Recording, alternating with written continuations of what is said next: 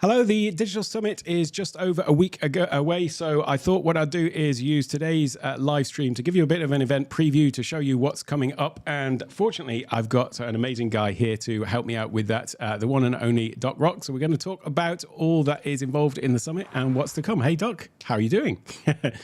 Man, listen, I am stoked to be here. I'm glad we get to do this because, everybody else just does their sort of tech check is like 1 2 1 2 check. And I think you and a handful of people have always been like, the best way to test it is just test it. So You just actually do the thing. yeah, it's just so much easier. Cool. Well, I'm testing a few other things today as well because I'm using Ecamm, obviously the beta in vertical and horizontal on YouTube, but then also horizontal to LinkedIn and vertical to Facebook as well, just to try out all the things in one. Why not? That explains it because when I clicked on the YouTube video, I clicked on the vertical one and I meant to click on the other one. So now those of us that like to pop out the chat, we got to pop out two chats. I know you got to pop out two. I've just got to figure out actually how to pop out the LinkedIn one because the LinkedIn one won't be coming in here. So I have to do that as well. Oh, dude. Okay, there's a new Mac app. It's not new. There's a bunch of them out there, but there's one that's relatively new, and it's like Appify, and it will turn any browser-oriented thing into a desktop app. Oh, cool. The unfortunate part about chats on YouTube is that I believe they come up with a different number every time. Mm-hmm. But as I'm looking at this, if I compare the actual YouTube video and I look at the last, set of digits, let's call it 12, I forget the actual number, the chat one is exactly the same. Mm-hmm. Okay. So the naming convention is live_chat ? Is _pop out equals 1 ampersand V equals. Cool. You know that part. And then the number. Because you know this part every time, you can say in either shortcuts or Claude Code or, even just Claude regular, hey, I want you to write me a little something, something that if I paste in a YouTube link, strip everything except the last digits, reformat it as this, and just pop those two windows out. Yep. Done. I'm doing it this afternoon. I just thought of it just now. I'm doing it right after we finish this. Another little rabbit hole project. Yeah, but it's going to take seconds now with Claude. Claude Because Code before I had to write an Apple script. I know it's just getting ridiculous now. As fast as you can think it, you can make it. It's kind of ridiculous. 100%. Yeah.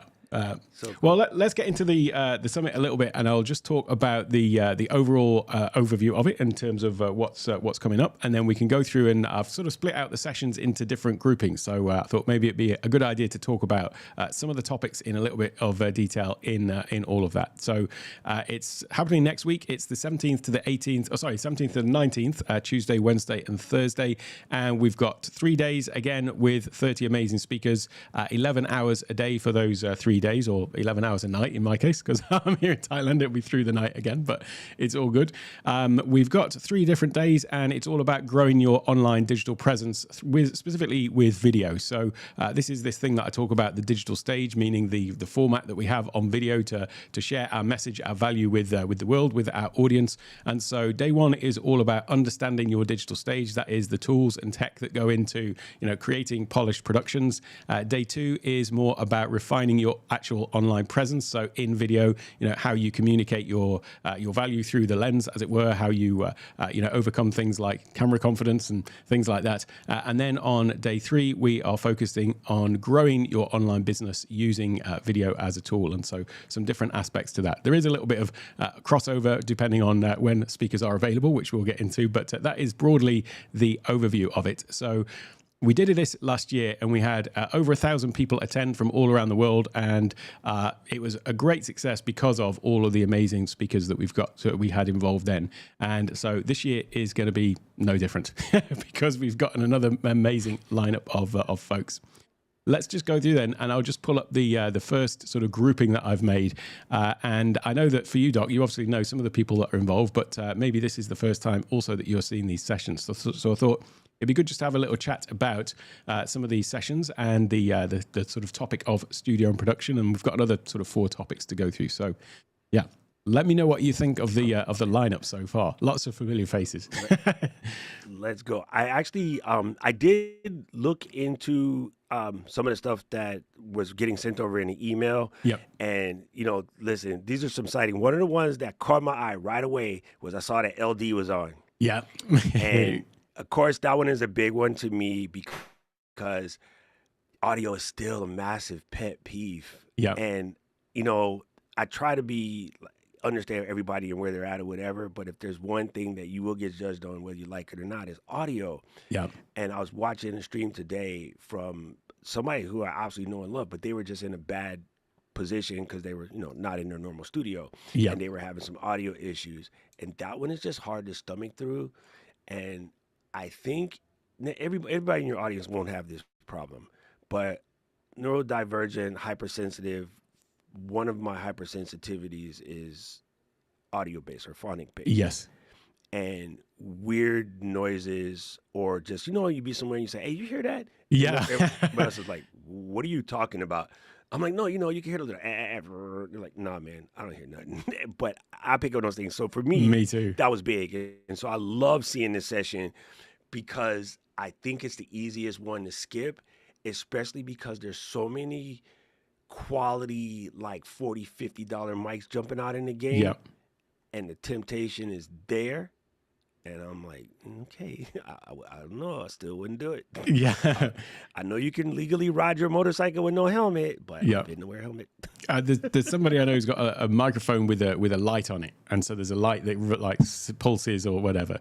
But they've actually got a Shure MV7 as well. And I keep saying, you should really be using the Shure MV7, not that like that one that looks cool. And occasionally other people will come on and they'll see them using that mic and they're, oh, that's a cool mic. What mic is that? And it's like, don't go for the one with the flashy light on. go for the one that sounds great. We talked about that in the stream this morning about the questions. Okay, so I'm bringing in a killer guest, right? Imagine we're doing this and we got Martin on and Martin is giving you all of this valuable info about Virtual Studio upgrading and like how to make your stuff look, real professional and sexy, kind of like how you do. Mm-hmm. And all everybody can talk about is, hey, what are those cool things you have on your mic? Now, I would love to sell 50-1100 Doc Pops. But don't ask that question in the middle of what Martin is doing.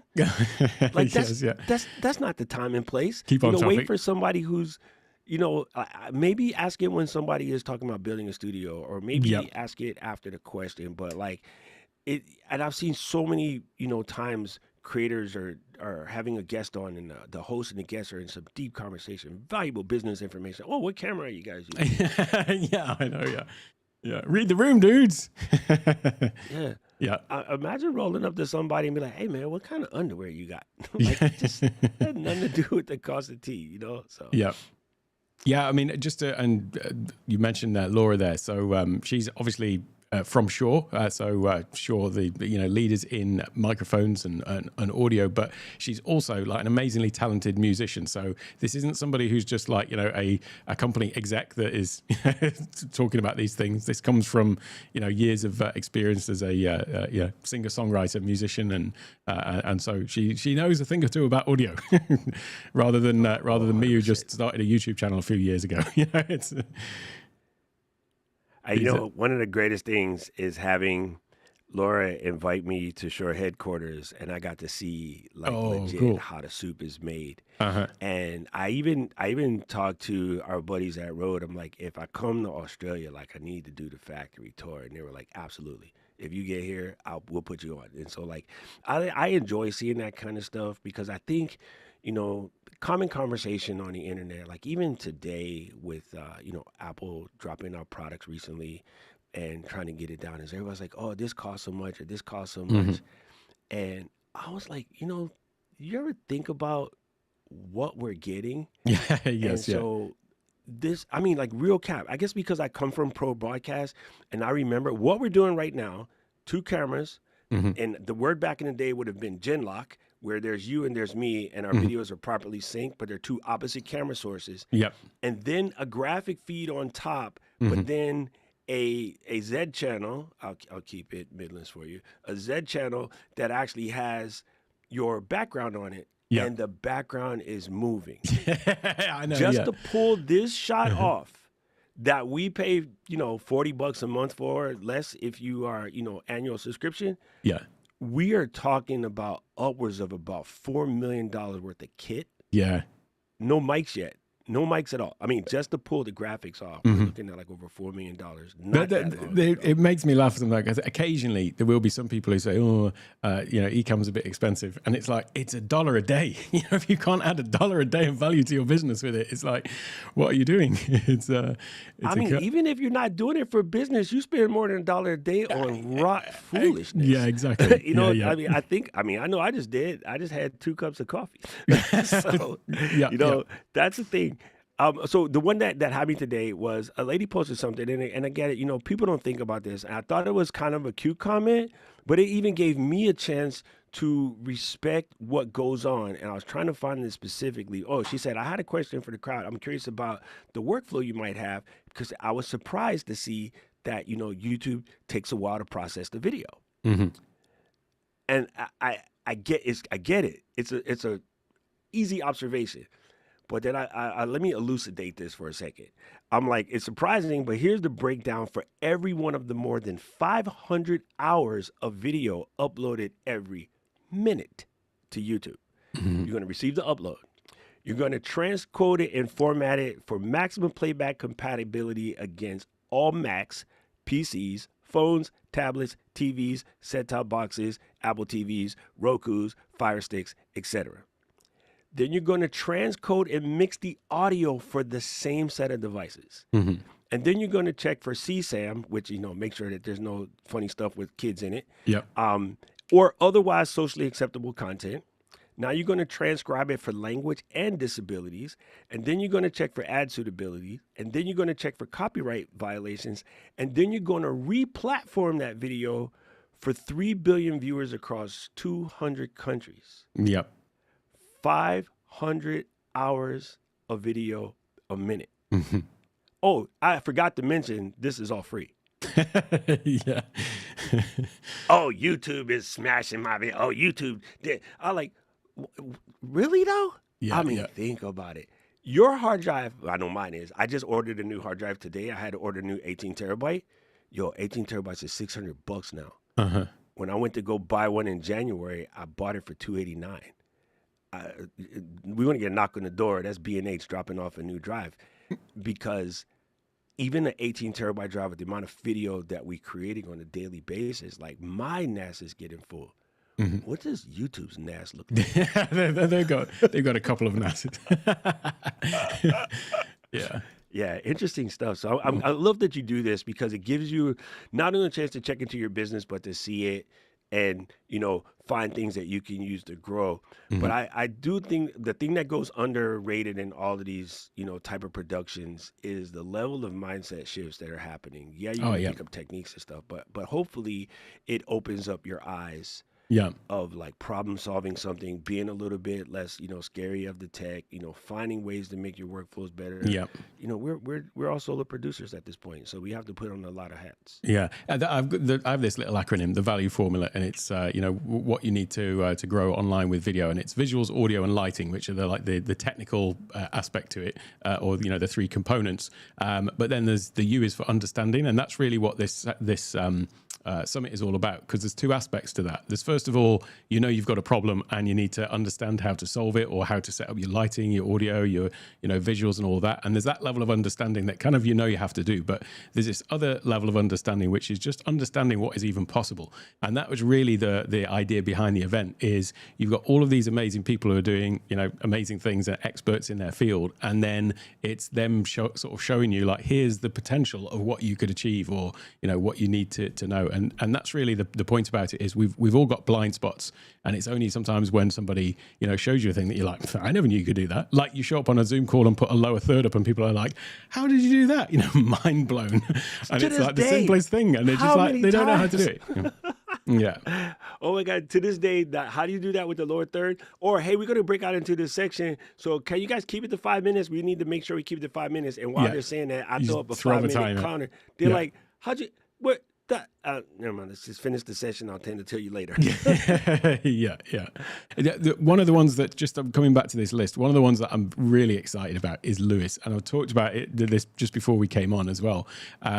He's been doing an amazing series on TikTok, which is where he's, like many people, as Sue and I will too, has been getting into 3D printing and has been creating some really novel solutions to studio problems. And I remember when one of the first interviews I did on the live streamer backstage podcast 3-4 years ago, whatever it was now, Lewis was one of the folks on there, and we were comparing our kind of MacGyver solutions to our problems. Like, he had made a softbox for his light, and I'd done something similar with mine. Yeah. And it's like we're both just like total geeks about like how can we make solutions to these things. And before, it always used to literally be like, you know, sticking stuff together and all these things. Whereas now with a 3D printer, you can create some amazing solutions. And not only that, I know that he's created some software as well and launched his first app as well. And so his session is going to be really interesting.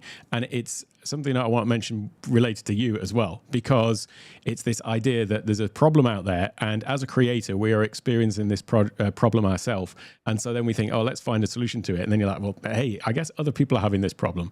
And, you know, this would be a case in point. You know, the Doc Pop is like, yeah, there was a crappy product out there, or at least a crappy delivery, let's say, a great product but poor delivery capability, and you solved that problem, and Lewis has solved a whole load of problems with his thing as well. And you were just showing me your desk organization with with your 3D printing as well. It's a really interesting thing that we can grow a business out of our own challenges. So yeah, there's definitely something to learn from you and from him in that session. You know what's funny is I didn't realize it until now, because I've, had it for more than a year. I did have one thing in the list of what I wanted to improve, and I wanted to improve the overall quality of it. Mm-hmm. And even my buddy was like, well, it's just foam, it's pretty decorative. And I go, yeah, that's the problem. The ones that they got are decorative. Yep. But I speak in plosives, Mm-hmm. right? I just do. And I also have, rather kind of a deep voice. And also, a lot of times in the studio, I'll need to turn on a fan, or right now it's going to be crazy. I actually have a heater on because my AC is broken. And so, like, if I can just take a little bit of edge off of it, Yes, yeah. that's moving through the studio. So I was like, I need to increase the foam to acoustic foam. Mm-hmm. And I don't want any weird dyes, because you're touching it with your mouth sometimes. Yes. I don't want any weird dyes in the foam. I want you guys to paint the foam. Uh-huh. And they were like, paint the foam? Yeah. Well, everybody else just uses these. I was, yeah, but that's plastic dyes, and it gets into the thing. And Mm-hmm. honestly, I just don't know what's in it. Mm-hmm. And I'm not even one of those weird conspiracy theory people. Not just you're weird. Some of them are true. I was just like, I just wanted it to be painted with, food grade paint.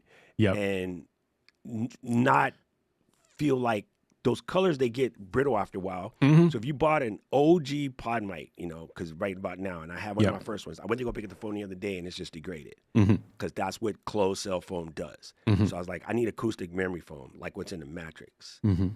And they're like, oh, that's going to make it more expensive. I'm like, cool. I'm like, well, are you going to charge more? No. They're like, you're stoned. I go, correct. Yeah. And so now that I want to solve the problem, but I wanted to make it better, because I wanted it to be something that I would be happy about.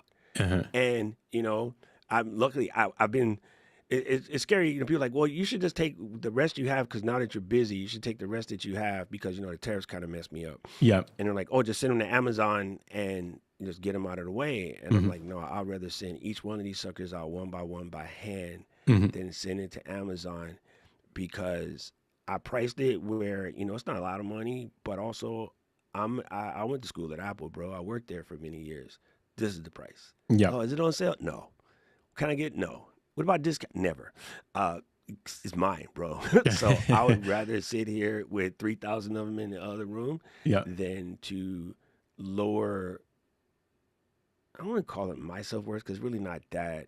There's the people that made them spent a lot of time, and they did a good job. Yeah, sure. And it's not even for me, because I really don't make a lot on them, but it's like I'd be dissing them Mm-hmm. if I like discounted it. I might change my mind at some point. I might get to the point where it's, sunk cost, but yeah, I agree with you. I just wanted to solve a problem. And I think what Lewis has been able to do is not only incredible because he didn't know how. Yeah, He didn't even be like, oh, I don't know how or whatever. He attacked it even though he didn't absolutely. know how. Yeah. That's the part that's crazy. Uh-huh. Absolutely, yeah. I think he's a he's a real example and a model. Like the behind the scenes things that he's had to deal with and go through, and just the resilience and the strength and determination to do everything. It's I'm in awe of Lewis. He's an amazing creator, amazing guy. Yeah, I mean, and he's forever taking punches like Tyson that Yeah, just don't go down. yeah. That's the. I mean, again, like it is a thing, and again, I just bring it back to there's so much that we can learn from these things, but I'm always curious. Like everybody comes and gets excited, and they learn all kind of myriad things, but I'm always like, what are you gonna do with it though? Please Yeah, do yeah. something. Well, Because so I know what you're putting into this. yeah, I know how much work you're putting into this uh-huh. because I've seen you do it twice already. Yeah, Like, yeah. please take this and do something with it. Yeah. I did so that I'm doing the first session at the event and the last session, and so the first session I introduced that concept of the value formula, visuals, audio, lighting, understanding, and the whole summit is about understanding. It's understanding how to do the things that you want to learn, and so these are the sessions. It's understanding what's possible, like being shown this alternative that maybe you weren't aware of. But the E in the value formula is execution, and that's what I come back to on the very final session of the last day, which is like, right, you just learned stuff for 3 days. Like, you've got to start actually putting a plan in place to execute this, and like, what are the next steps going to be? So, yeah, it's I see that all the time with people going through, my courses as well. They'll complete the course and then it's not getting put into practice. So, yeah, the execution is the thing. Let's move on to the next sort of grouping This here. whole Because time I thought it was Evil Jungle Chicken. there you go. That was my first draft, but I was convinced to change it. That's funny. I know you've been there for a while. Did you ever eat it? I made that mistake once. I will never do it again. No, I have not. I've eaten some strange things here, but yeah.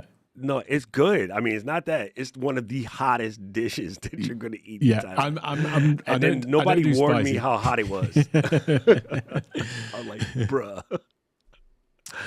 Hey, I know the ladies on this page. Yeah, we got just some. I'm always really humbled by the people that show up to come to do this. It's really it's really humbling that these folks are willing to come and speak at this event. And obviously, Luria, what can I say? I mean, it was actually when I first switched to the Mac, which would have been about 20 years ago now. It was actually, I was PC until Vista, and then Vista was like the nail in the coffin that was like, I'm out. And that's when I switched to Mac, and it was about 20 years ago. And then at that point, it was when, podcasting was just sort of starting, and video podcasting. It's when I first started watching Mac Break Weekly. I was watching loads of things which were basically Mac-based and tech-based video shows to like help me learn how to get the most out of the Mac. But one of the tech shows that I watched was so Laurie had what was it, Geek Beat, Geek Brief? I forget the exact name now, but yeah, Geek Brief. Brief. I have a hard time saying it to this day. and so she's just been really at the forefront of video for so long now, and so she definitely knows a thing or two about leveraging video, and so she's just really great to have her there talking about turning attention into trust and trust into sales, something that she's been really masterful at. So great to have her. What can I say about the others as well? Katie obviously needs no introduction for as well. It's just great to have those folks here. Never mind about that, the bald dude at the bottom. You know what I think is amazing about this? And this is something that you've got to see a bunch of times, because I feel like, you and Rich been riding with me since I kind of like dug my heels in and said I want to do this as a thing. Yeah. Tatiana is going to be here and she's going to be speaking. And I remember when she was terrified to turn the camera on and to just do anything. But she was always willing to try to learn. Yeah. So the one thing that I would say, I would absolutely give her credit for, I've told her this face to face before. she was always scared, but she says, I'm going to do it anyway. And that's just one of those cliche things that you hear all the time. Yeah, do it scared, do it Yeah. ugly, you know, do it when you're not ready, but just do it anyway. And she was one of those people that kind of, like you said, took it to the mat. All right, we're going to try this. And now look at her. She's like headlining in the AJ event. And she's out here talking about things. I'm like, this is incredible, bro. Like, I think it's amazing we got to see people make those transformations. That's the word I'm looking for. I swear I speak English. Yeah, it's amazing to, like, we've done it ourselves, and then we see other people going through that, like, that growth and gaining the confidence and stepping out and putting themselves in the spotlight. It's really great to see. I mean, Tatiana spoke at last year's as well and did amazing. And I know that beforehand she was like a bit nervous about it, and then she did it, and it was like, obviously just killed it. So it was really great, and a no-brainer obviously for her to come back again. And so many of these speakers are people that are coming back again for a second time, but almost everyone's talking about something slightly different. You know, it's not a case of, oh, we've got the same speakers, same topics. It's just a case of we've got many returning speakers, some new ones as well. But they've all been on this process of evolution as well, and they've, you know, some of them taken, you know, quite sharp pivots, but now they're talking about something, you know, slightly different. But it's just great to watch that evolution of everybody involved as well. I like it. This, I mean, again, I just know how much work you put into this. So I'm looking forward to not only being here, but hearing what everybody is working on. I think, you know, when we were in school and, you know, we're in home ec and everybody's in their little corners doing something, it's the ADHD. I didn't notice at the time, but I always had to get up and walk around the room and see what everybody was doing. And it's like, not even from a copyist there, but I just know, hey, what are you working on? Oh, Yeah. Cool. Oh, I didn't think of that. That's brilliant, you know? Or same with woodshop. And my Mr. Wicker used to be like, Mr. Boyd, would you get back over to your lathe and do what you're supposed to be doing? Oh, yes, sir. Good. I always wanted to walk around and see what everybody's doing. And so I think the sessions are great, but also the camaraderie and seeing what everybody's doing and like how they're growing and, you know, trying to be of assistance wherever we can. I think that's also the best part of this. Yeah. You know, you learn just as much in the hallway track.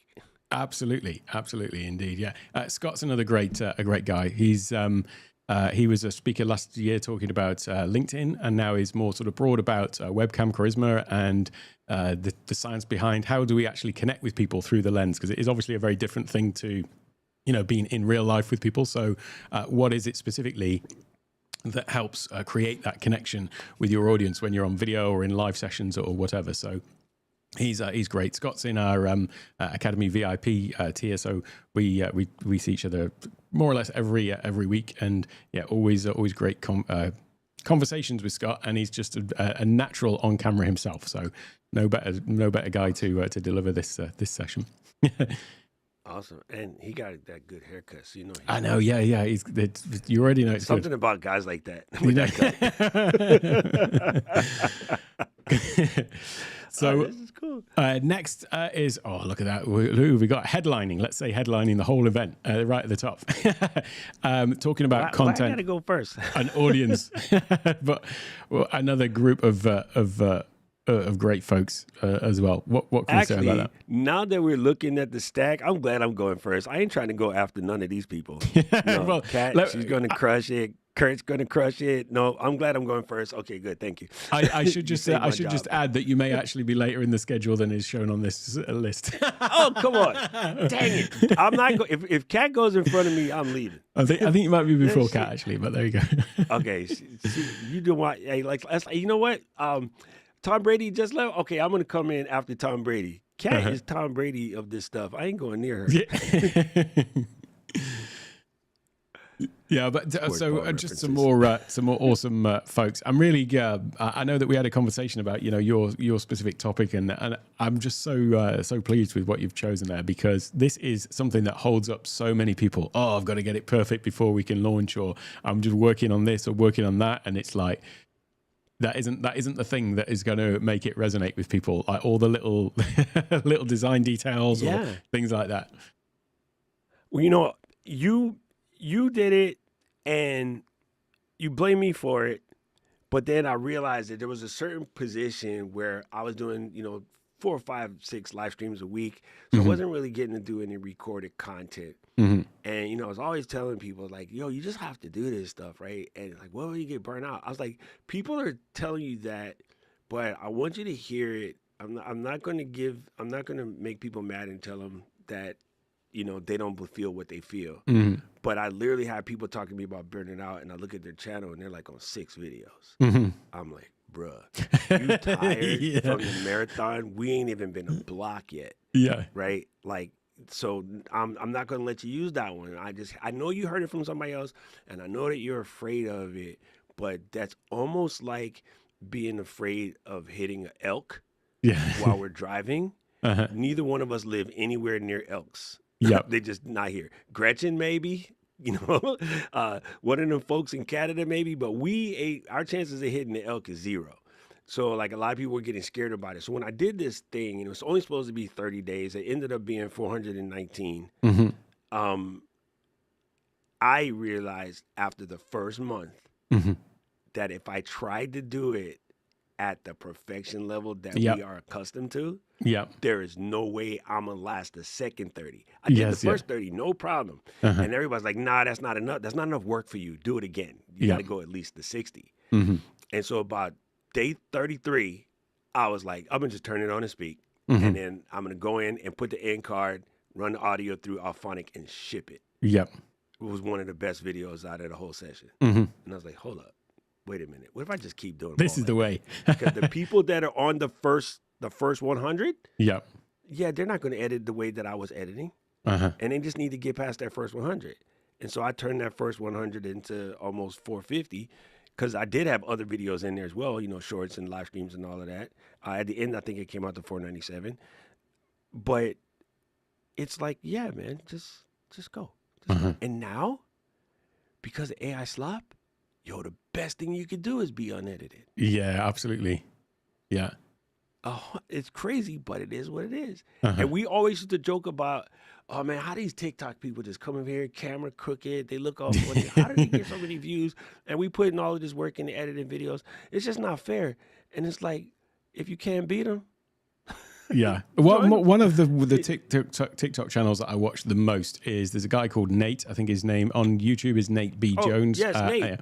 Yeah. Well, on TikTok, he's literally just got his phone, and his phone is just sitting there in front of him, and he's leaning in and just talking to the phone. And it's like, there is more value in that than any of these, some people say like, oh, on TikTok, you got to grab people's attention. You got to have all this moving stuff. And I'm like, not if your content is great. You don't need all of that flashy moving around stuff and whatever it is, all the graphics on screen.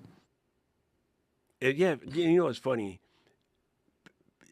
There's certain things that people say, and it becomes the vernacular to where everybody believes it, and then nobody checks against it to, that might not be a thing. Yeah. And, I don't want to, there's so many examples of it, but when everybody keeps telling everybody that everybody has a short attention span, you start believing that.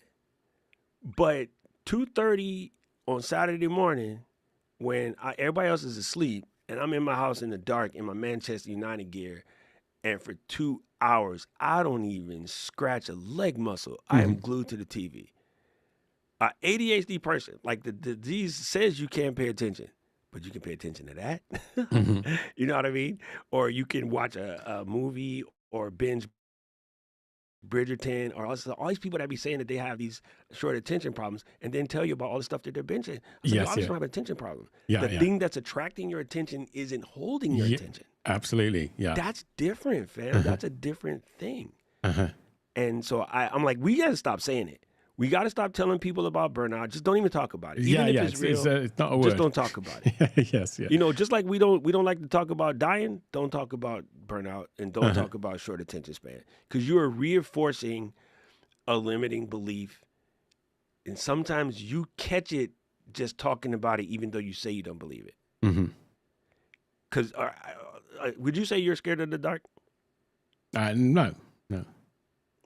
But you've definitely walked into something in the dark and been like, Oh, I'm not like this. Yeah, yeah, absolutely. You see what I'm saying? Yeah, so yeah. like even those of us who will stand there and tell you, me, you, Rich, all of us be like, no, we ain't afraid of the dark, blah, blah, blah, blah. And the wife is like, go check it out. All right, cool. Go out go outside. You open up your studio because you know she heard a noise, and you first get there, you're like, oh no.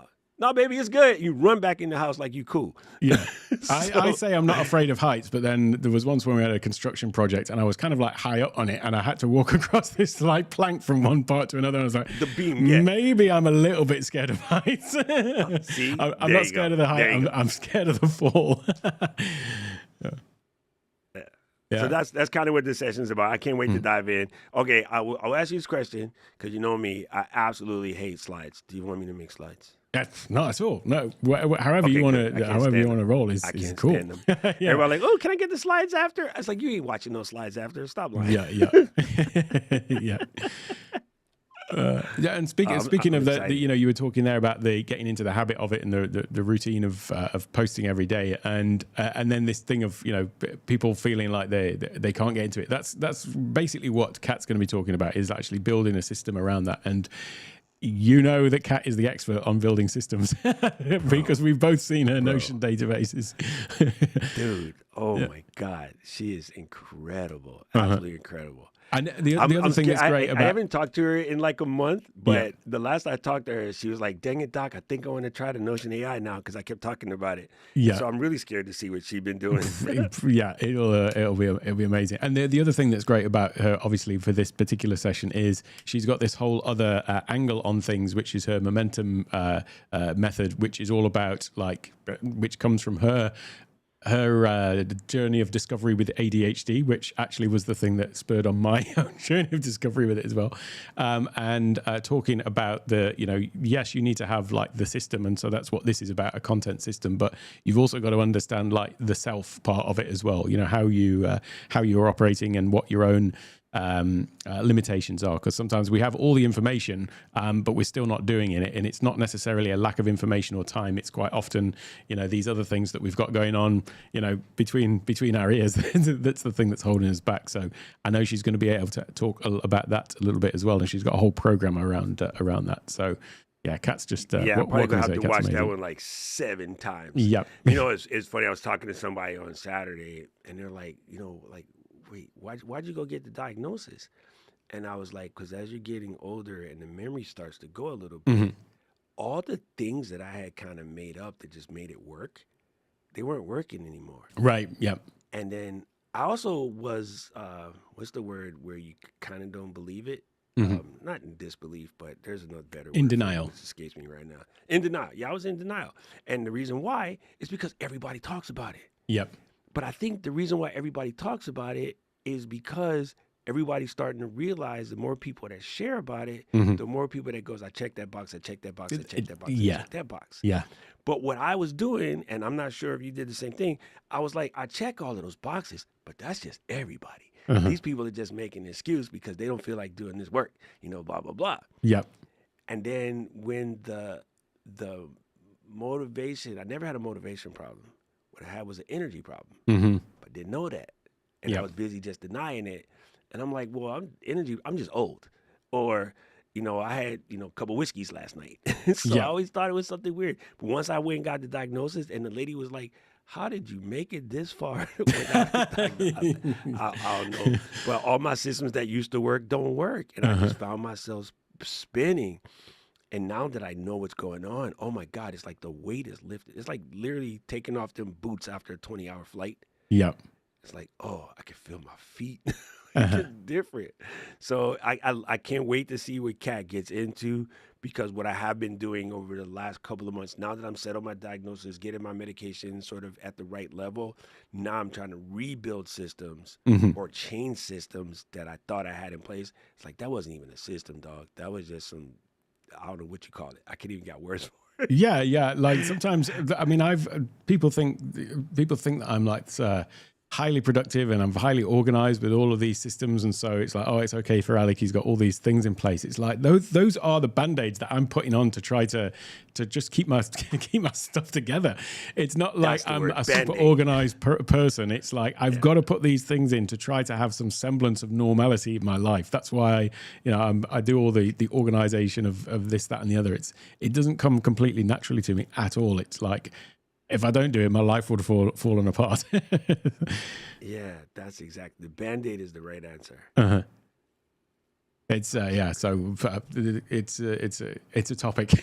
This one is, and with Kat, what happened with me is I keep hearing people talk about ADHD, and I had this idea of what it was, which was, oh, this is just people being hyperactive. It's in the like kids who can't sit still and just hyperactive all the time. And it was only when I had the conversation with, and this was not last year, the year before, when I flew to Creator Camp and then had to come home the next day.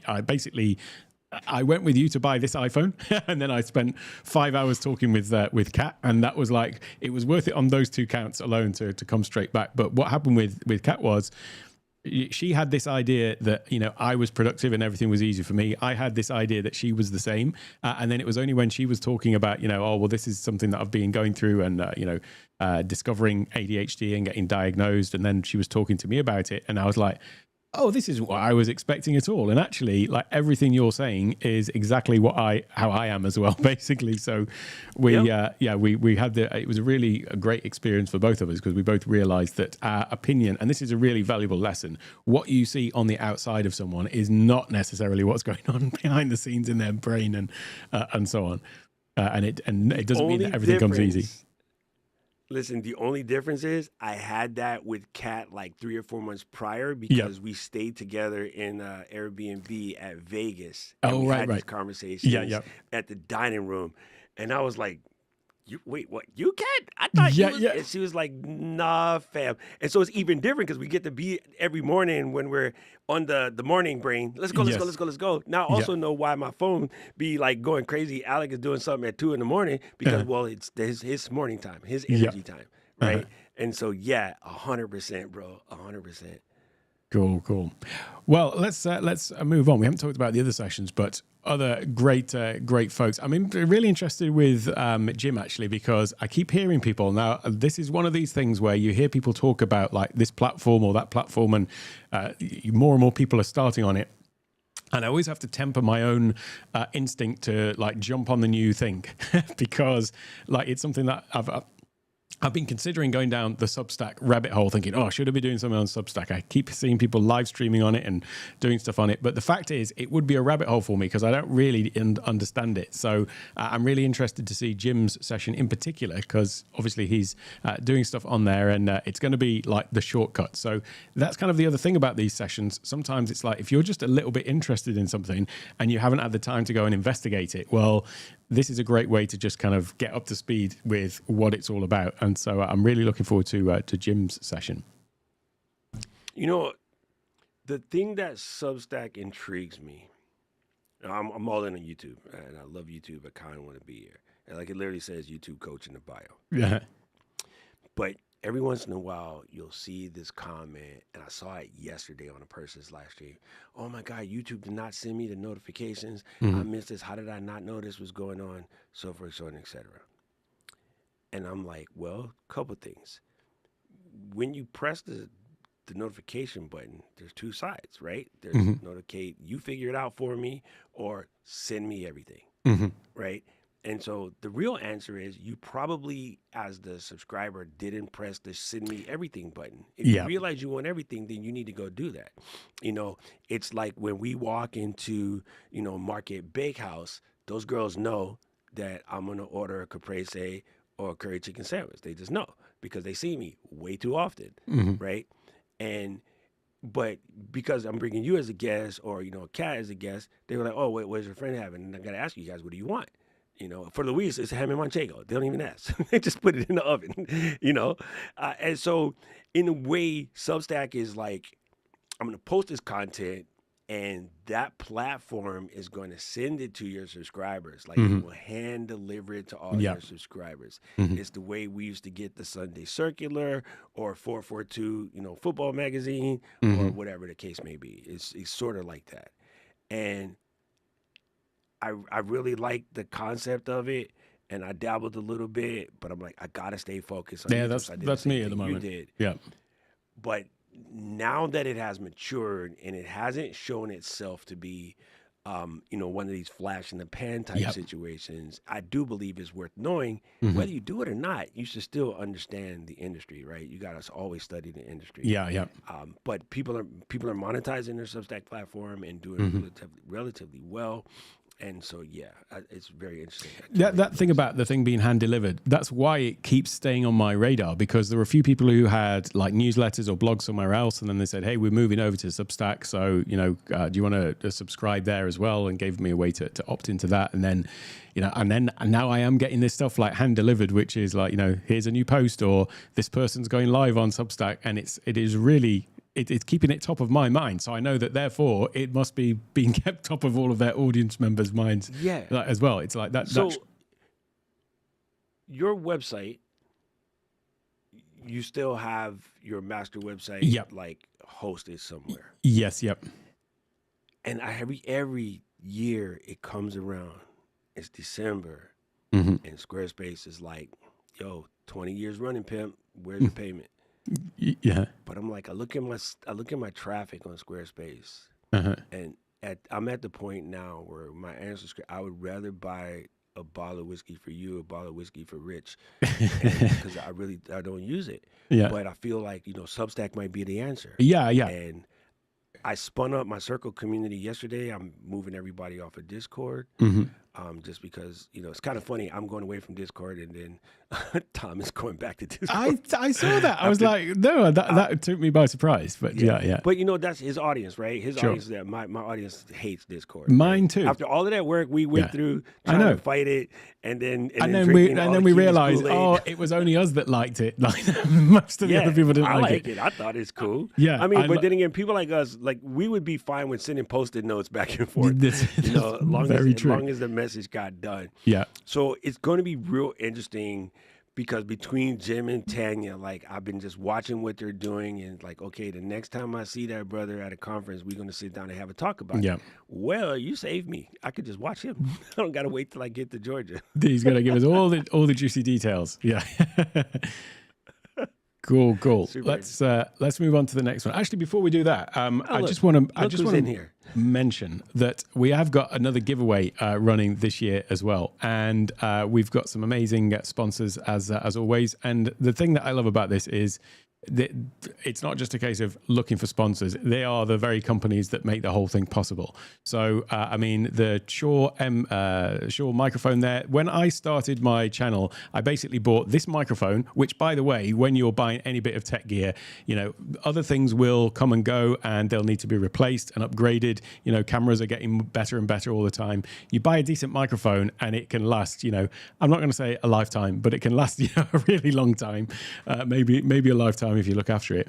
And so this is still the same microphone that the first mic that I bought, and then the Stream Deck that I've got on my desk underneath my hand here is the second piece of equipment that I bought. So the Stream Deck and the Shure MV7, and then of course Ecamm. Where's the new one, Alec? The new one's coming. It's not available in Thailand. It's coming. You didn't do it yet. Okay. I was like, I hope you didn't dive into that while you trying to do this, because that was of part course, of it. Daniel's like, I know you're gonna get it. I'm like, shut up, Daniel. I'm busy. No, but I have like 3 conferences, and I'm going to London to do some stuff. I'm like, no, Daniel, I'm ignoring it, because come on, I know you're gonna get it. I'm like, Daniel, leave me alone. The great thing about this giveaway is we've got Shure are giving a Shure MV7i, which is basically the newest version of this, which has got all kinds of onboard processing and some extra cool features that this one didn't have. This is like 5 years old at this point. So the Shure MV7i. Elgato are giving their prompter and then also the Stream Deck as well, the 32-key Stream Deck, and that is like just such a great starter bundle All you've got to do is basically add in your existing camera and you're good to go. This is like how I basically created all of my my content for the first year on YouTube before I started going a little bit OTT with all of the other gear and stuff like that. But you absolutely only need Ecamm, a Stream Deck to switch your cameras, and great audio, and then you're kind of away. And also then in this giveaway is a year of Ecamm Live Pro. That is for non-Ecamm users. If you're already an Ecamm user, I will replace it with something of equal value. And then you've also got a year of access to the Digital Stage Academy Live. And this is my educational platform. So I've got courses on Stream Deck, on Ecamm, on Rodecaster, and all of these things. And I'm building out studios. And the the Digital Stage Academy Live, the live tier, also gives you access to all of my live cohort training as well. So right after the summit finishes, this is the 17th, 18th, and 19th for the summit. And then the very next week on Monday, we start with 2 weeks of the Stream Deck Accelerator, which is a 2-week cohort specifically for how to get the most out of Stream Deck, not just for video production, but also for your daily productivity as well. We've also got the Ecamm Accelerator, which I run twice a year, which is a live Ecamm training. I'm doing a YouTube accelerator later on in the year as well. And what I found is my on-demand courses, whilst they have had thousands of people go through them and people really like them, sometimes people need that accountability that comes with doing a live cohort. And so that's why I've kind of lent in more to the Ecamm Accelerator, the Stream Deck Accelerator, also, as I say, the YouTube one as well, which is coming later on this year. And I've got other live trainings as well. What you also get with the Digital Stage Academy Live is backstage access to all of the events. So the summit, for example, is completely free. You get access to all of the sessions.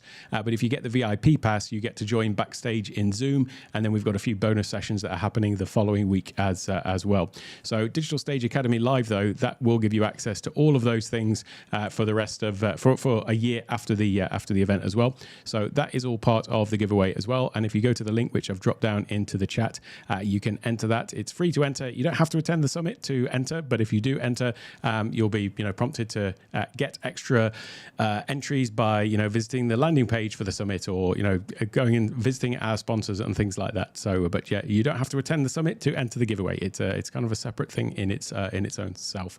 And yeah, total value of all that is over $2,400, $2,442.97 to be precise. So yeah, it's an amazing prize, and you want to you've got to be in it to win it, as they say. So yeah, looking forward to seeing who wins that. So good. As you were saying that, I just thought of something, and I hadn't thought of it until just now. And this is the reason why we got to have these talks.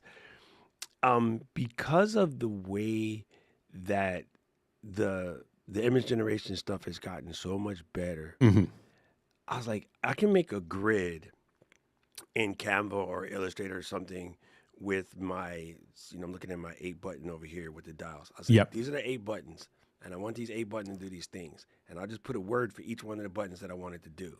And then I'll say, based off of my style or my brand or whatever, ChatGPT, I want you to create this page with these 8 buttons in these exact same locations. And they all need to match, but they need to be based on this theme. And it could probably generate the sprite sheet, and all you got to do is go in Canva and cut it up, and then you got all your buttons matching without having to make all the buttons. Nice. That you painstakingly did. Yeah. Yes. Yeah. Now I got to try that too. That's 2 things I got to do, Alec. Damn it, I was trying to sleep today. Well, that's me getting you back for moving my journey into 3D printing ever closer. Sorry. Okay, that's fair. It's a fair trade. Well, that's a good segue. What is the timing of the accelerator? I need to do a refresher.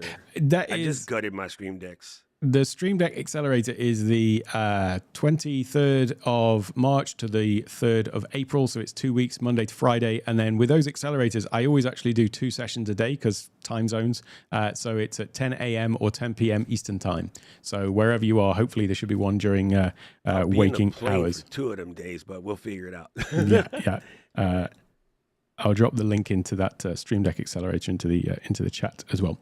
Perfect. But yeah, that thing you were talking about, creating your buttons, is a good segue into the AI and automation thing. So, what what summit these days wouldn't be complete without some level of AI in it, because it's just ever present in everything. And quite honestly, it was hard to limit the amount of AI content in here, because there were other great suggestions from people of sessions, and I just didn't want it to become, the AI summit. I am actually thinking of doing another summit later on in the year, in the fall, in the autumn, and it might well be the AI edition, because quite honestly, you could go into every single facet of everything we're talking about here and look at how you can enhance that with AI, not just in the actual creation itself or the organization, but also how to manage yourself. I've got a whole program called Built from the Inside Out, and it's all centered around this idea that there are 3 different components that you need actually to grow and succeed at anything. And it is, you need the systems, which is obviously the step-by-step guides, the tutorials, the trodden path that other people have been on that they can share with you, but you also need the state, which is being in the right state of mind, actually focusing on the right things, having the time and attention to spend on it, and then actually applying the right things that you're working on in those times. But then there's that third component, which is the self. Now, I've been on a journey of discovery after having talked with Kat and understanding that maybe there's some character traits that I've got that aren't serving me well. Last year, I started basically using ChatGPT as my, I won't say therapist, but my mental analyst, to analyze the way that I was showing up with to do things and identify my sort of core character traits. And sometimes those are things that you just need to get rid of. Those are something that is not serving you well in any form whatsoever. And so if we become aware of them, we can start to address them and start to try to eliminate them. But there's other character traits that are actually really powerful, but just not necessarily being used in the right way, and we need to leverage them in a different way. So, for example, my inquisitive nature, my desire to learn and to find out new things and innovate around certain things is a great character trait. It's not a great character trait when I'm 2 days away from a launch and I'm going off being inquisitive about something completely different. And so that way of sort of bringing us back to focus is something that I've done, and I'll touch upon that in one of the panel discussions. But the point is, though, there are just every single aspect of everything we do can be enhanced with AI, and so it was really hard actually to just contain this down to these sessions. And in actual fact, Charles, at the bottom of the list just down there, his original session was something more around AI, and it kind of had an overlap with some of the other ones. But he does talk about this and how you can build fully automated agents and teams and other things and using in content. So there was an overlap with those other sessions, but that actually makes him really well placed to talk about almost like the anti-AI. How do we remain that human advantage, like you mentioned earlier on, when there is so much AI slop out there? How do we maintain ourselves and have that unique perspective?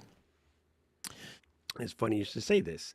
I have a video that I'm in editing, and I was on a podcast, and it just came out of my head in the middle of this podcast, and we were talking about AI slop and why so many creators are scared, and people thinking that YouTube is now favoring AI, and it's like, no, they're not. It feels that way, but we also felt that Santa Claus was real when we were kids. Just because it feels that way doesn't make it real. What?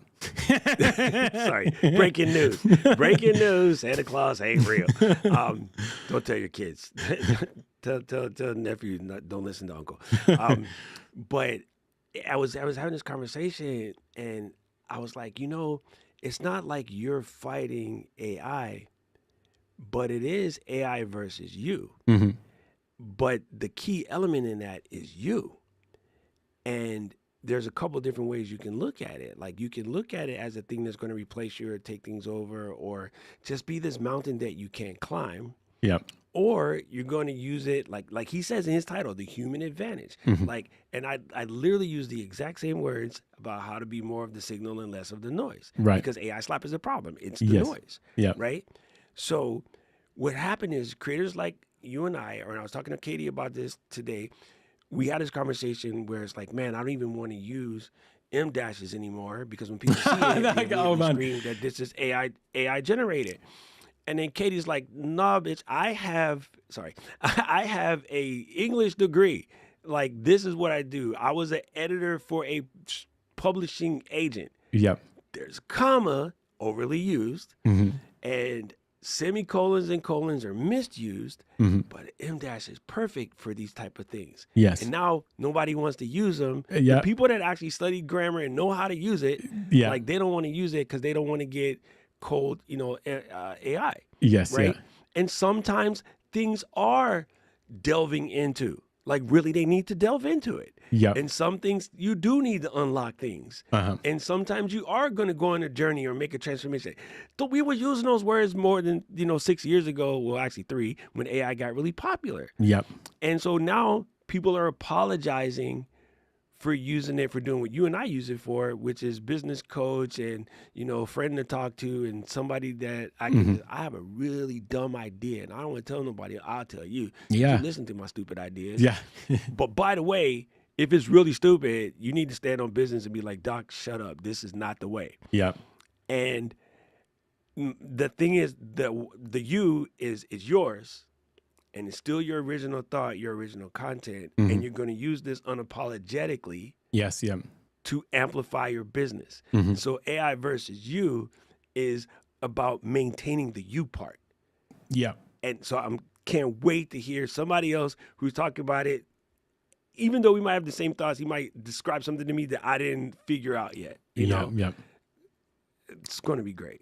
One of the most powerful things I felt with, because I do this thing, I go on a morning walk and it's like 2 hours every morning before anybody else wakes up. I used to have my 2 early hours. Yeah, my early morning time used to be that I'd be in the studio, I'd be doing something, and I used to say that was my most productive time, and so that's when I used to do my YouTube stuff. When I first started, was those hours before the other family, wake up and everything like that. Now I'm going out on my walk and I'm just talking with ChatGPT all the time, talking about what I'm doing, what I've got planned for the day, how to structure my day. And in the past, I also used to think, I haven't got time to go out on my walk because I'm too busy. I've got too many things to do. And what I've really found is actually spending 2 hours just having a deep conversation about plans for the day, plans for the future, plans for other strategy things. It means that the rest of my day just flows effortlessly because it's already all lined up. So I do my 2 hour walk, come back, do the school run, come back, and then like 9 o'clock, I'm basically like 9 till 2 in the studio, and then that's it. That's the time that I'm just ultra focused because I've already done that 2 hours of planning. But there's another thing, though, about having the conversations with AI, which is so often we have ideas and we just kind of rush into them without giving them a thought. When you've got to actually articulate your thoughts fully for AI to understand them, you're also articulating them to yourself. And so quite often I'll have these big, long conversations where I say, right, I want to talk about this idea. This is the idea that I've got. This is how I think it might go.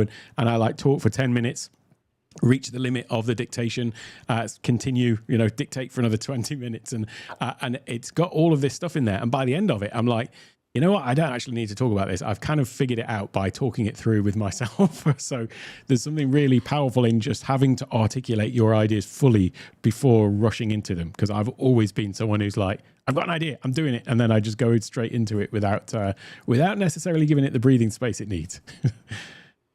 Super, super good. And I one thing that a lot of people won't realize, just doing that, and I've said this about getting confident on camera.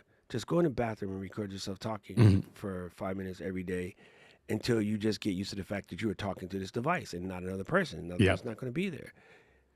But if you're taking that and you're transcribing it, if all you did was take that and transcribe it, put it into a project in your favorite AI thing, and let that become your context. When you ask it to give ideation, it will give you better ideas. Okay? So full stop. If I went on the other side of this wall and I was like, hey, Small, we need to go to dinner, and just what do you think I should make? You know what she's never going to say? Broccoli. Because 20 plus years, she know your mans don't eat broccoli. So even though that's not something we've had a full conversation about, it's just she knows I just don't eat it. It's one of those things that would get pushed to the plate, or I just flick it onto her plate. Well, if you're doing your walk every day and you're having your conversation, you are training your bot on your own context. You never told it to make you a YouTube video yet. You haven't told it to find you a recipe for evil jungle chicken yet. You haven't told it to plan your Japan itinerary yet. it knows who you are because you're having a conversation just like a friend. Yeah, yeah. And all you did was spend a month solid talking to it for 10 minutes a day or until you run out of context. Yeah.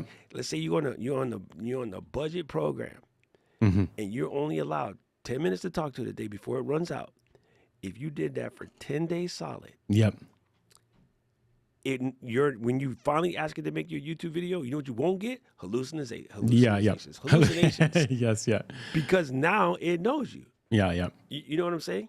That is Like, exactly it's what a known happened. quantity. Yeah, with the process that I went through, and it started, by the way, the reason the whole summit came about, this is in a linked backstory. The reason the summit came through last year was because on January the 1st, when I was doing my, planning for the quarter or whatever, or checking back into it, somebody had posted, ask AI the question, tell me something about myself that I don't know about myself, and you'll be delighted by the answer. And everyone was posting these things of like, oh, it knows me so well, and it was a really nice, rosy view of themselves. And so I said, okay, right, now cut the BS and give me the hypercritical version.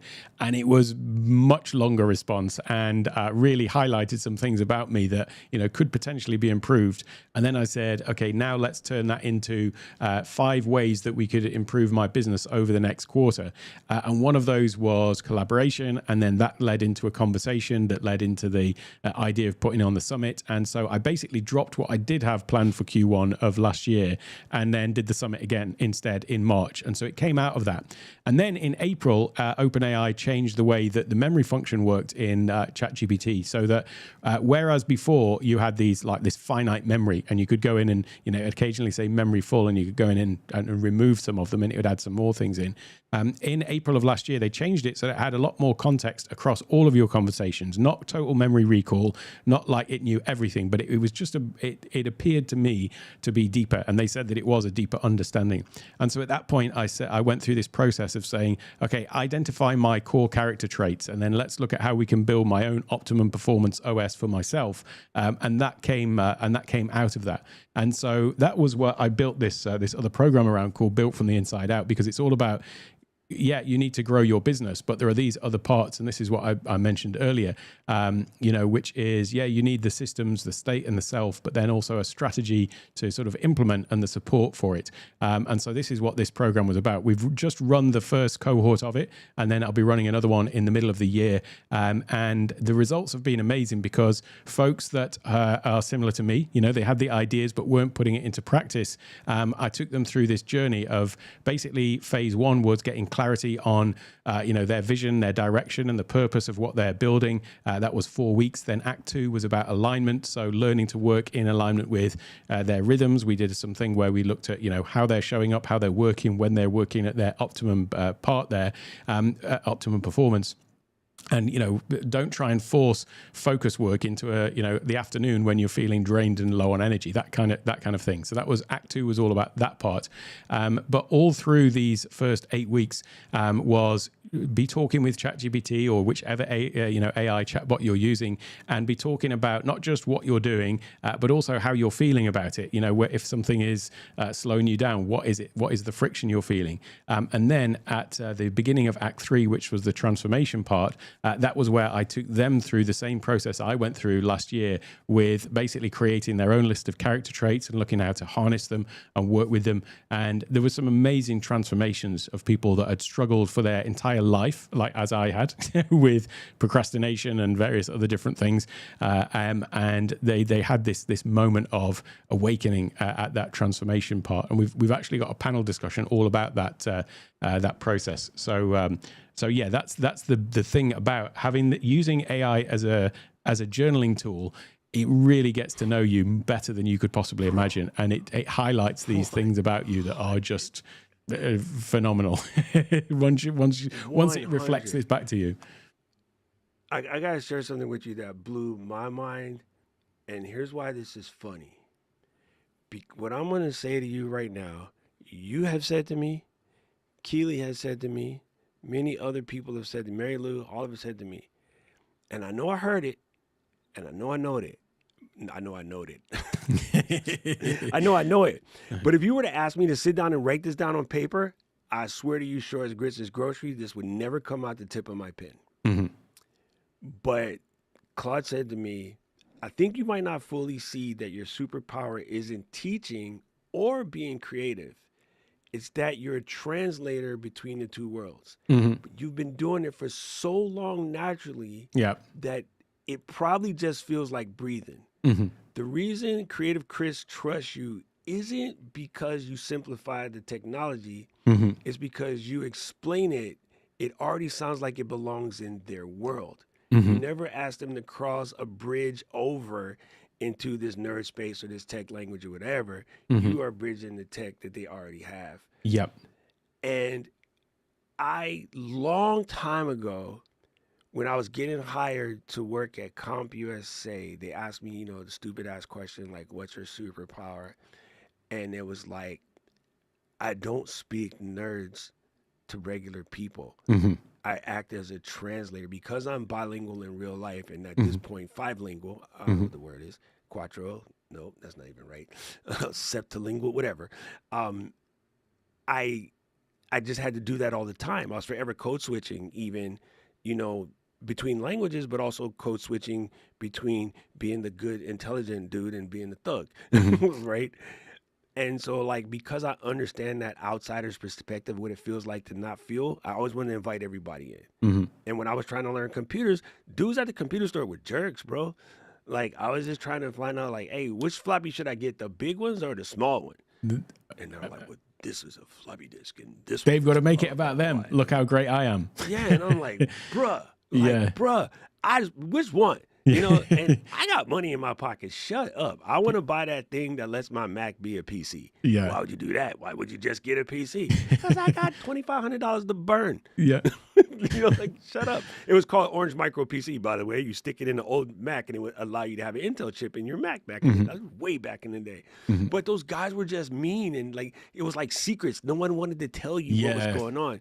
And I promised myself if I ever got in a position where I knew more than folks, I'm snitching. I'm telling everything. Yeah. And everybody was like, no, put this behind the paywall. I tell it to you up front. I still put it behind the paywall because some people need that, like you said, that structure. And some people would just take it and run. Like Luis's of the world would take it and run. Other people need you to sit there and make sure that they're not going to fall off that beam. That's it. 30 floors up. Yeah. It's like a safety harness. So man, this is going to be super, super great. And I'm laughing at Dave. Because Dave posted in the Ecamm thing, it'd be really cool if Ecamm could get like MCP context or whatever. And then Jimmy Hicks and I both was like, Dave, shut up, you build it. Yeah. And he was like, yeah, you're right. It was super funny. He's an amazing guy as well. Like somebody who so awesome. I think he's learning that he's super talented. Whereas sometimes it felt like I don't think you know what a genius you are, mate. It's like he's phenomenal, and he's been in like the academy for 3 years now. I forget exactly how long, but also here in Thailand, he's up in Chiang Mai, but he does amazing things. He's got a in real life group now in Chiang Mai, because Chiang Mai is kind of like a bit of a hub for digital nomads. So there's lots of folks there, but lots of programmers and things like that. And so he's set up a community on School, but he's also got like an in real life community now of folks that come for his live sessions there. And it's just it's really, really cool to see what he's doing. And he's come from a coding background, so he's like a lifelong coder. And what you find now with AI is it is so easy to just have an idea and then spin it up, in a matter of hours or minutes, that you can have a fully functional app or website or anything like that. But so often the thing that is useful to have is, an understanding eye. What is it actually doing? What's happening behind the scenes with the code, and how can you do that more effectively? And so that's where David just really shines. And he's really looking forward to his session too. He's going to be cool. It's so cool. The app that I coded works perfectly for my system, but I can't tell many people because it's illegal. Amazon will get really pissed. But I coded it, and it works like a champ. Yeah. I'm forced. I want to share it with everybody. I share it with my friends, but I can't tell nobody else because it's completely illegal. So yeah, on to the sort of final grouping of speakers. We got some panel discussions to talk about. But look at this: the first person right at the top, Florence, also in the chat as well today. Great to see you. We've completely missed the chat. I've been too busy chatting with you, Doc. But sure yeah, great to have Florence back as a speaker this year as well. And yeah, what an amazing lineup. Apart from again the bull dude at the bottom. Sorry to stick myself in there. Oh my God, it's super funny. You know, I have a hilarious story about Robin, and she's such an amazing person. But we were at camp, you know, again, the place where all cool things happen. Yep. And we were waiting at Hoppy's. We were waiting forever for our food. And then I was just telling her, you know, my niece is like, oh, there we go. My niece is like my you know, surrogate daughter, or whatever the word may be, the unexpected daughter. And I was like, yeah, she's getting ready for school, and you know, she's been really interested. She wants to go to Temple, and I've been taking her to Japan. She's gonna go check out Temple, Japan. She's gonna come back and go to Philly. And then Robin's like, you know, I teach at Temple, right? And I was like, what? And she's like, yeah, I know Robin for years. And she's like, yeah, no, I teach at Temple. And I was like, shut up! Like, this is the random nature of, you know, she actually teaches at the school that my niece want to go to, and my niece is going into, you know, business law, contracts, and things of that nature, and Robin teaches marketing. But then also come to find out, you know, her travel side of her life, her travel business, and she has this massive affinity for Japan. And I'm like, come on, gangster, let me tell you this. So I happen to tell her, you know, that Temple is open at Kyoto campus in like February of last year. Oh, like, cool. Wait, what, really? And I was like, yeah. I was like, man, just get them on the list and be like, hey, I need to come and do a speech over here. So that way you can go, you get your trip to Kyoto. And it's for work now, because Temple Japan. And I literally just, in December, I went to Temple Kyoto campus so that Emma could check it out, so she could decide between Tokyo or Kyoto. But it's just random that what the internet allows us to do, and the people that we get a chance to meet, like, you know, as big as the marvel is, it's still kind of small. Yeah. There's another cool guy in our Charity's conversation is IRL stuff, right? So like it all just flows. Yeah, that overlap between the you know, the virtual stuff and the IRL stuff. So I had my gosh, my brain's going now. I did a little sort of interview for a promo video about Creator Camp with what's happened? I've got a brain melt. Who's doing the Jill, Katie? No. Name's gone. My mind's just gone blank. I don't know what's happening. Anyway, so I did a little promo video for it, but the point about it was, you know, how did I feel going to Creator Camp for the first time? And I said to them, it's exactly that first night of the first Creator Camp where the speakers were actually in a different hotel for that time, and so we arrived at the venue for the opening party.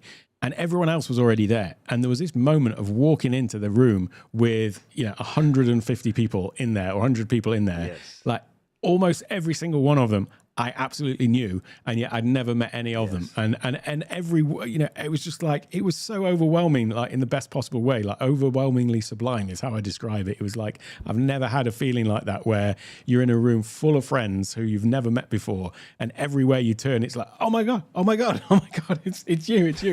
And these are folks that either I'd seen like on the camera, so they're, you know, live streamers or creators. Other people were, I'd only ever seen their avatar. I'd never heard them speak because they'd been, you know, in the feed of my live streams, or we'd been in the Ecamm streams. So I knew the face, I knew the name, but we'd never spoken. It was really surreal to have that experience. And so there is a really interesting point about, you know, having the in real life aspect to things as well.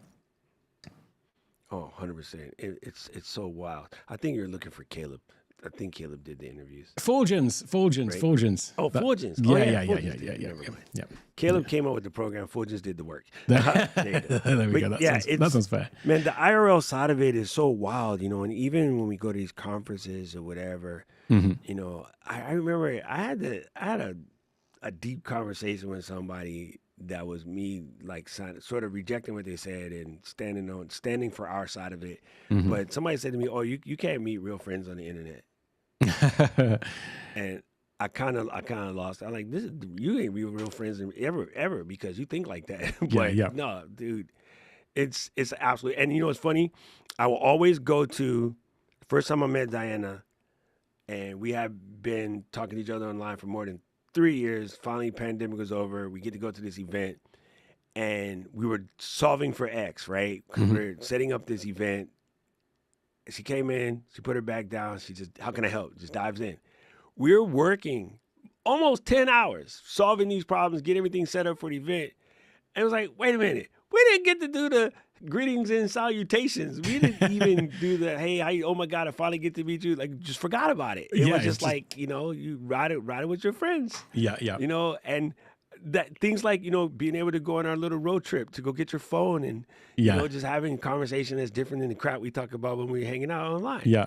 You know, it's such an incredible thing. And so I can't wait to hear, you know, this session and Peter, again, someone who I've known online for multiple years, but, you know, I can't wait to hear his session too, because we all mentioned the word consistency, but one of the parts that makes consistency possible is sustainability. Yeah. And unfortunately, that word is normally attached to not throwing paper away, you know, or not burning plastic. Yeah. But there's certain things that you can't do, you can't sustain. Like, I did those 400 and something videos, and honestly, I could have did 420, but the day that 420 came up, I was in Kyoto, and we were doing all these things, and I was like, I need to rush back so that I can finish this video, or I can stay in the moment, and we can stare at this Christmas tree for longer, and, you know, let Baba and Emma enjoy this, and we do another lap around the park. So I literally made a pimp decision, and it's like, you know what? We're going to stay in the park. And I would just not do 420. No one's going to yell at me if I don't do an extra video. And if they did, I don't care. So literally, like, and when I came back, I was like, I still got time to do it. And then Karen was like, you already said you're not going to do it, so don't. And I was like, yeah, you're right. Yep. Took my butt to bed.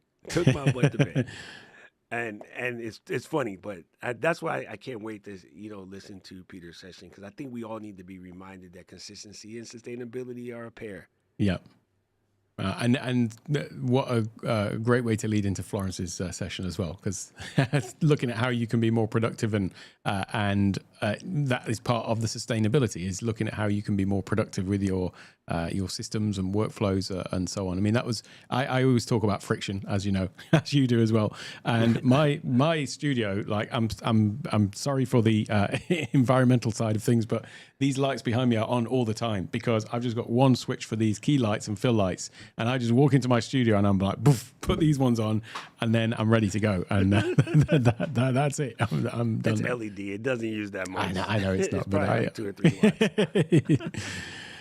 Yeah. So removing that friction and having systems in place is you know, part of the way to make it sustainable. And so looking forward to what Florence is going to share in that respect in terms of how we can be more efficient and productive with our time and attention.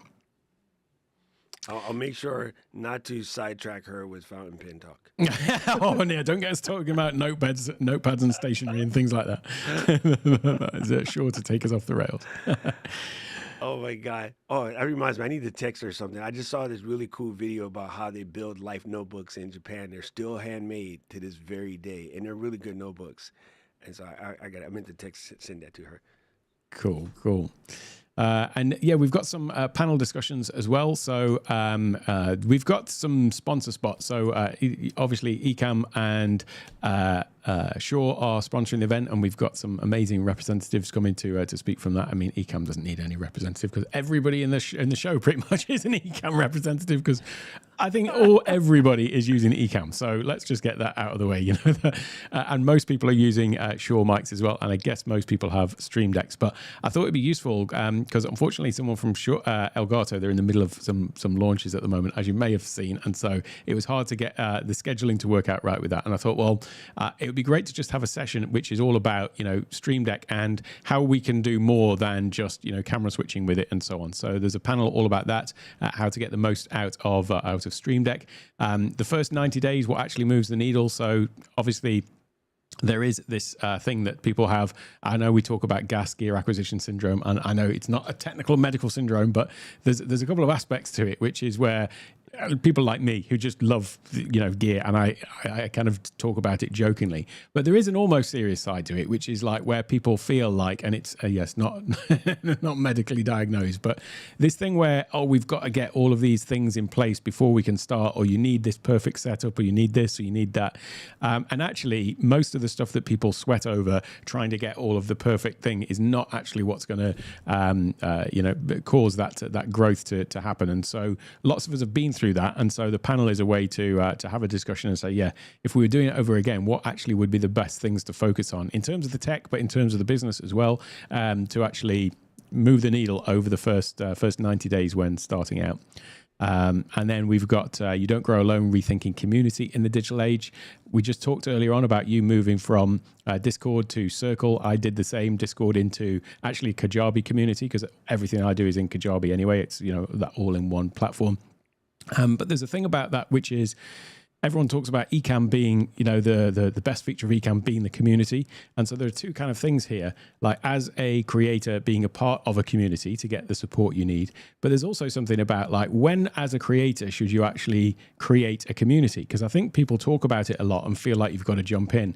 And I know for me that when I started doing the Discord thing, I thought, yeah, that's what I need to do. And there was a moment of realization that I thought, like, if I just plot out the trajectory of this community, like going forward, actually, do I have the mental bandwidth to be managing a community of, 200, of 1,000, of 10,000, and actually maybe it might be that creating your own community is not for everyone.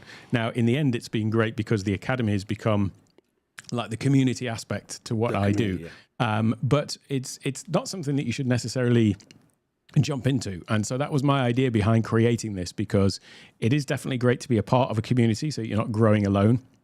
But when should we think about using a community to leverage what we're doing ourselves? So yeah, that was the thought process behind that.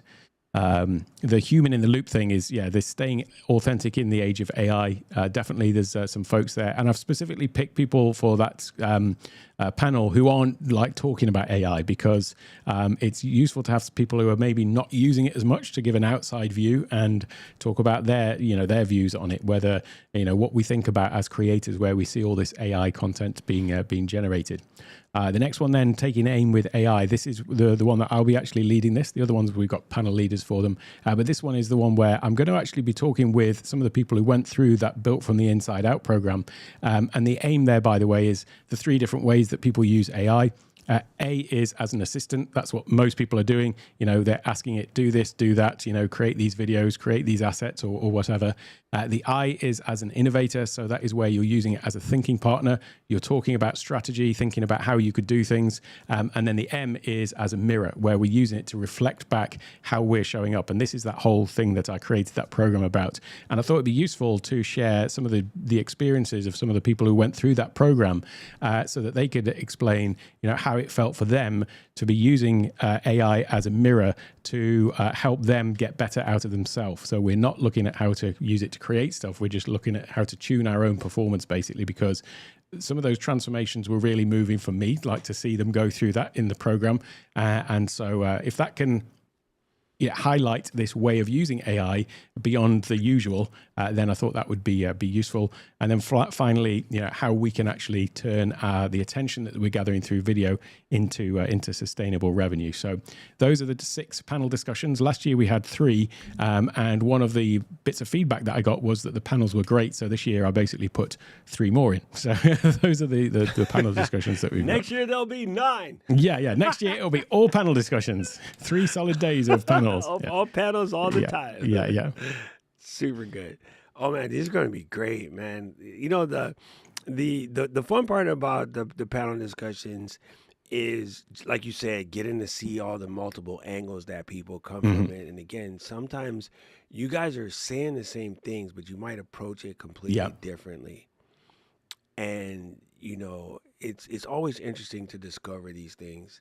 And so, this is going to be absolutely great. And I love what you said about the first 90 days and how the things that we think are going to be what's holding us back And it ain't that. It's completely not that. Yeah. And so it's super funny. Even and I do realize something after all of the fighting that I've said about gas not being a medical syndrome. For you and I, ADHD people, it is Yeah. absolutely a medical syndrome. We didn't know Yes, that at yeah, the yeah. time. And that is one of the traits of ADHD is buying crap or learning. I'm productive because I'm learning. Or I'm productive because I'm painting my system 5011 colors. Uh-huh.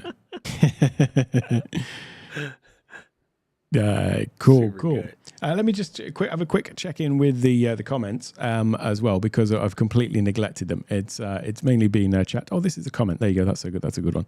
I'll just go through in reverse order. How'd you do that? Florence, looking forward to the Stream Deck panel. Yeah, it would be.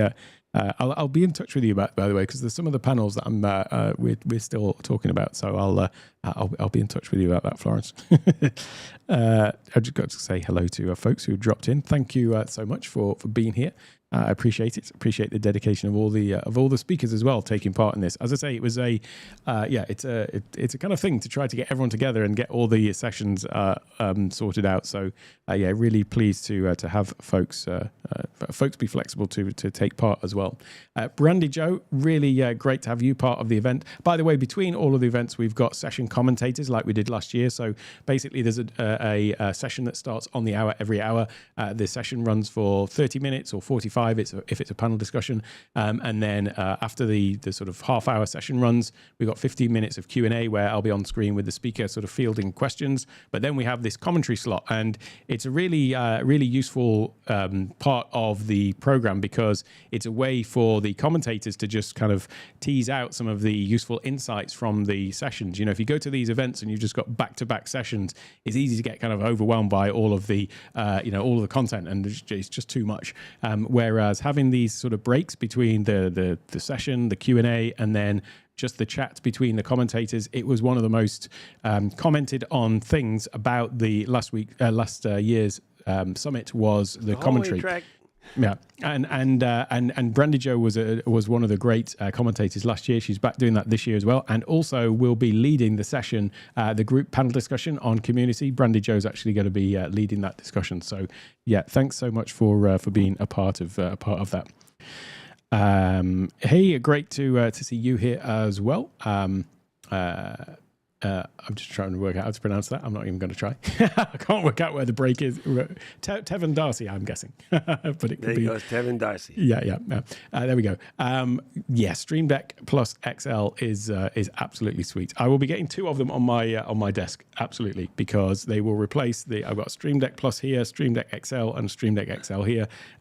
They'll both be Stream Deck Plus XLs in a very short time, as soon as they are available here in Thailand.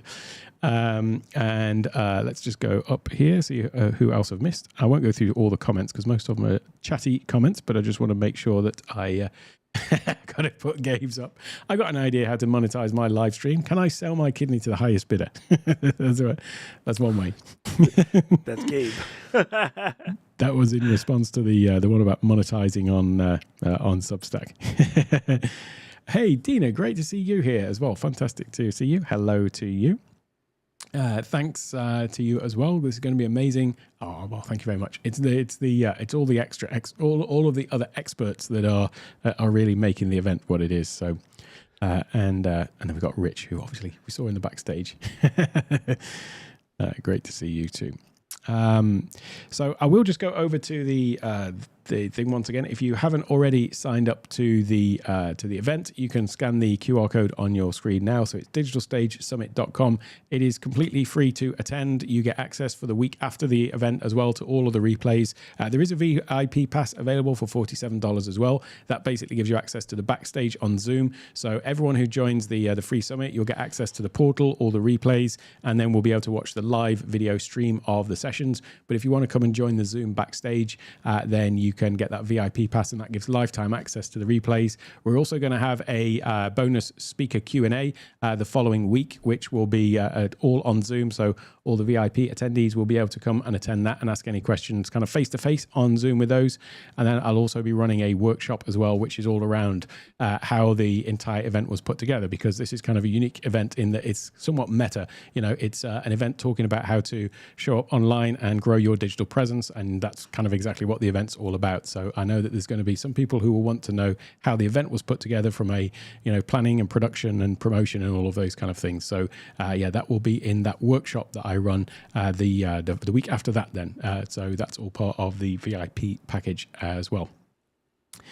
I think the workshop a week later is brilliant because it gives you a chance to check in and see like the people who did start to take action, or maybe they're, you know, they're ready, but you know, when you go to a drag strip, they put the tack stuff down so you get ready to go. Right. Yeah. Like, it's a good reminder. Okay, listen, you got to get there. When you get to the last light, go. That's it. You know, so I think that's really cool. The follow up a week later is brilliant. Absolutely brilliant. Cool. Well, with that, I think we can wrap it up. Oh, first of all, let me just quickly say hello to Jim, because Jim's just popped in.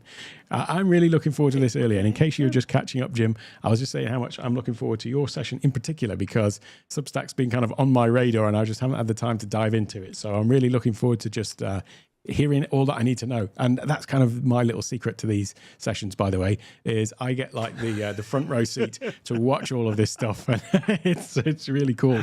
And oh my God, it's so true. It's one of the, it was funny because I said the same thing, Alec. I said, hey, the cool part about this is that I get to hear from Jim the question I was going to ask him when I see him IRL next time, but I get it basically next week. So I don't have to go to Georgia. Well, one of the commentators that's taking part said one of the great things about being a commentator, because they get like a 3-hour block basically, is it means you really got to pay attention to the sessions for that 3 hours, because you've got to be able to speak about it. So it's a great way to actually, you know, kind of force you into absorbing the stuff more. And I'm like, that's exactly what I've got to do for 11 hours a day, because I've got to do the Q&A session for each one. So I'm paying attention more than if I was just, you know, watching the replays or something like that. It's a great experience for me to run it. And somebody said, is it like exhausting? And I've got to admit, like after the 3 days last year, I did take 2 days where I basically did nothing. But the actual event itself, it's sort of for me, it's an hour. 11 hours later, so it's 7 p.m. till 6 a.m. Every night, and I'm buzzing by the end of it, and I can't get to sleep because it's just so much great content and so many amazing people taking part. It's like when we're at camp. Yeah. We know we got crap to do the next day, but we can't leave the lobby. That's we're it. in the lobby for hours. Like, I am exhausted by the time the last session is over, and then we go to dinner, and you're like tired, and then you get to the lobby, and then it's hanging out with Hank in the lobby and talking smack all night. We need to go to bed. Yeah. Cool. Oh my God, it's so good. Well, thanks so much for doing this, Doc. I really appreciate your time. I'll have a chat with you backstage, as it were, afterwards. But thanks. I'm the only one that's still up. I know. Yeah, it's a bit late, isn't it? There's not ideal for those in the US, but hopefully they can watch the replay. I'm doing this one on my time for a change. There you go. Brilliant. Cool stuff. Brilliant. Cool. Well, thanks everyone for joining in and for all of your comments. Those watching on the YouTube horizontal live stream will see another video over on this side, and those watching on Facebook or LinkedIn, thanks for tuning in. I'll see you all next time. Take care and see you soon.